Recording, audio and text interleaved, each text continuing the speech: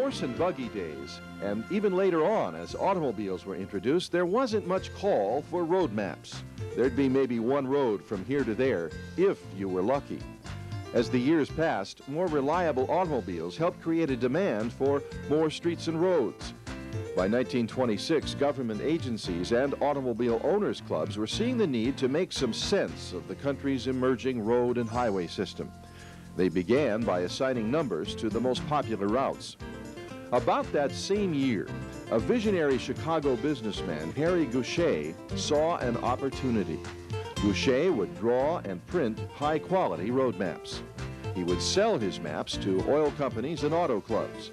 They, in turn, would give Gousha's maps to motorists.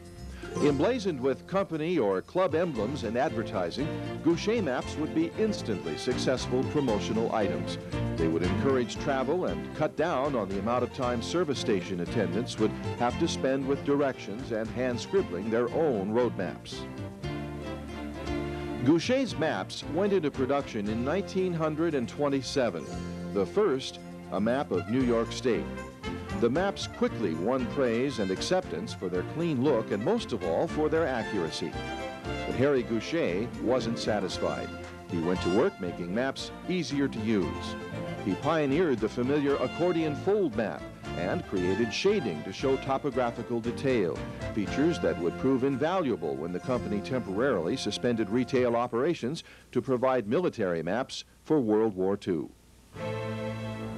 6 decades and 3 billion maps later, the company Harry Gousha began employs more than 60 highly skilled map makers at its production center in Comfort, Texas, near San Antonio.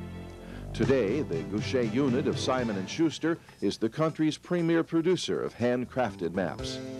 Gousha's award-winning maps are recognized around the world for their clarity and precision, and as one of the world's most enduring art forms. Each of Gousha's more than 200 currently produced maps has its beginning in exactly the same way, when somewhere enough roads and streets are built and connect so that they may be confusing for travelers trying to find their way. In places like New York City and on the Los Angeles freeway system, that's a given.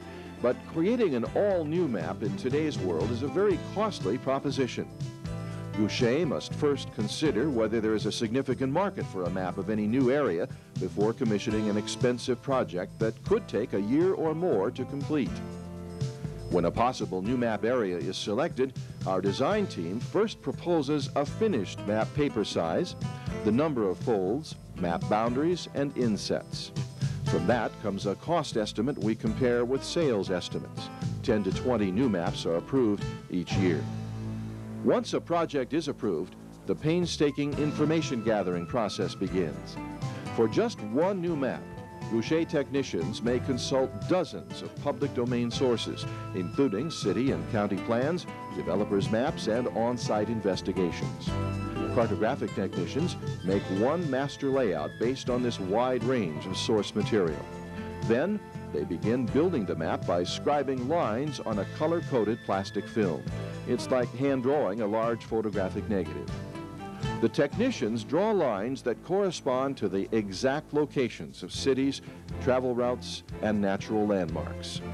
While many of the world's great artists are known for their talent as interpreters of the real world, a cartographer's skill is measured by the ability to copy the real world accurately and precisely to scale.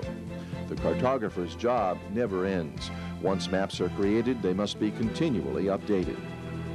The cartographer's next step is the meticulous process of identifying every mark on the map.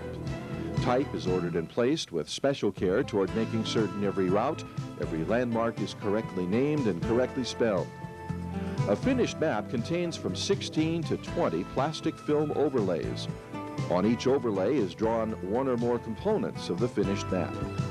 Street names on one overlay, red color-coded streets on another, yellow color-coded expressways on another, and so on.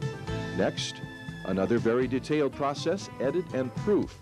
This is where finished master overlays are compared with the original data used to create the map, to make absolutely certain that every bit of information is accurately and correctly scaled. From all these overlays, we then photocompose 4 master film sheets, one for each color in the map printing process: red, blue, yellow, and black. Once a map passes this phase, the cartographers turn the new map over to printing technicians who begin the first of several printing processes that will yield bright, crisp, full-color copies.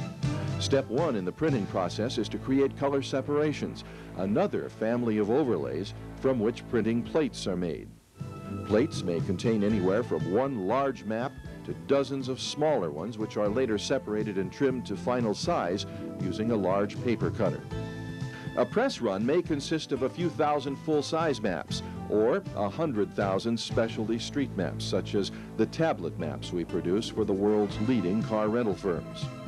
Here you see our flagship maps, our full-size, full-color maps we create especially for the retail trade. They are folded, boxed, and rushed to map stores, bookstores, and specialty shops around the world. Gousha today stands as one of the country's leading map makers, a company whose concise, up-to-date, and easy-to-read maps have earned the trust of more than 4 generations of travelers and others who rely on our name. Gousha, part of Simon & Schuster, the world's leading travel publisher.